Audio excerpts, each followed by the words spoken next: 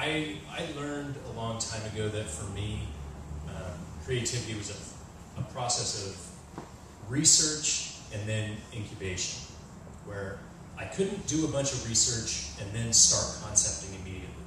I had to go off and spin off and do all kinds of different research and follow the tangents and, sometimes not even think that I'm doing the research anymore because I'm following some weird thing that I just learned about, and this is really interesting to me, and I'm way off over here.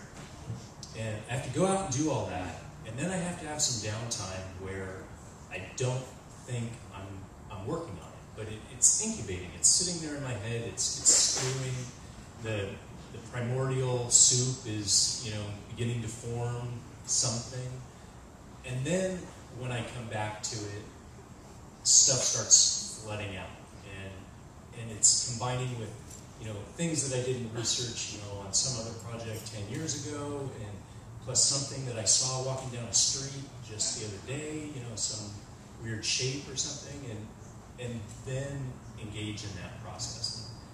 I mean, that's what works for me, but you're really, really going to just have to figure out what works for you. A lot of the things that come up in concepting are your own personal experiences. So, the more you experience, the more you bring to any particular project. So, we study the craft, we study what other people are doing.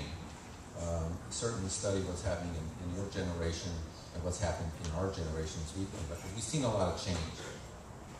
If I've done research and I'm digesting the research, and I'm much more sensitive to things that I'm reading, things that I'm seeing in the papers, things that I'm seeing in the news, and it informs my decision making when I'm trying to navigate through the problem solving, and so the process really is research for me.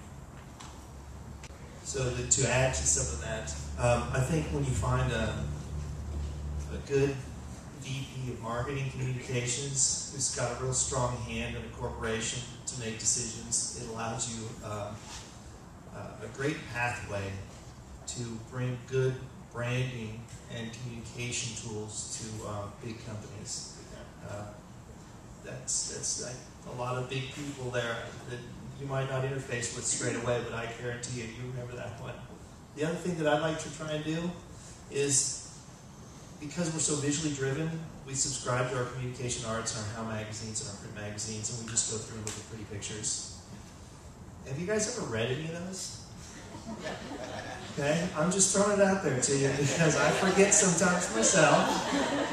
But on occasion, when I do read those communication art magazines, it gives you some insight into how other people think or have solved problems. And I'm telling you, as you become more introspective, because you will as you age in this industry, because you're thinking all the time, somebody's thought process will make you think differently, and it'll help you solve the problem you're trying to solve.